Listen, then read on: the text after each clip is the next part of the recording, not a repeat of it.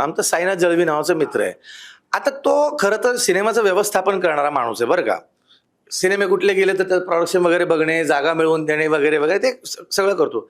पण त्याच्या व्यतिरिक्त मी ते रात्री एक एक दीड वाजता जात होतं घरी. त्याचा काय संबंध आहे, पण तो राहत होता. माझा वाढदिवस होता, मी तुम्हाला सांगतो आयुष्यात माझ्या नावाने फ्लेक्स लावले, 3 केक येत आहेत, कापले जात आहेत. बरं माझ्यापुरता ठीक आहे, आमच्या रूममध्ये करू शकला असता.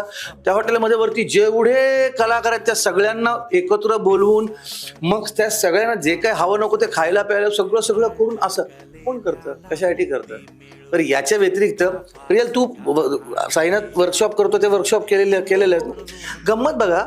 या कोकणातले आमचे असे काही बांधव आहेत, अशा भगिनी आहेत की ज्या तिथून आता काम करतात. तर 15 वर्षापूर्वी साईनाथ मला म्हणाला होता, काय ना मुख्य कलाकार तिकडून येतात ना, माझ्या कोकणातल्या माणसाला ते उभे राहतात ना, त्यांना काही येतात गोष्टी, काही येत नाही, नौकी आहेत ना, त्यांना कोण काय बोलला डिरेक्ट आहे एवढं पण कळत नाही येतो. मला वाईट वाटतं.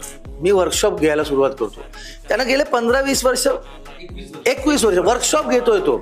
आणि असं वर्कशॉप घेऊन तयार होत आत्ता कुठेतरी खूप सुंदर काम करणारी, नो डाऊट दशावतार, नमन आणि या सगळ्या गोष्टी सुद्धा करणारे लोक आहेत. फक्त त्याच्याकडे वर्कशॉप, पण वर्कशॉप आज ते एक वर्कशॉप केलं, तुला काहीतरी तर फायदा झाला असेल त्या गोष्टीचा. आणि वर्कशॉप म्हणजे बाकीचे लोक 10,000, 50,000, 90,000 या मी तुम्हाला काम या निमित्ताने सांगायचं आहे. जो माणूस म्हणतो ना मी तुम्हाला काम देतो, या वर्कशॉपमध्ये काम करा, मी तुम्हाला काम देतो आणि वर पैसे घेतो, जो पैसे घेतो तो काम देत नाही. तो तुमच्या पैशासाठी भुकेला असतो, म्हणून तुमचे पैसे घेतो. जळवी वर्कशॉपचे 250 रुपये घेतो. अंशू जाऊन आला वर्कशॉपला यावर्षी, हा जाऊन आला. सांगायचा मुद्दा, ही अशी माणसं प्रेम करणारी. आम्ही इथे आलो तरी आम्हाला इथे आंब्याच्या पेट्या अजून पाठवतात खायला, फोन करतात, दादा परत कधी येणार. मुंबईत सकाळी उठणार, शूटिंगला जाणार, परत घरी येणार. ते घर झालं होतं ते स्पाइस कोकण.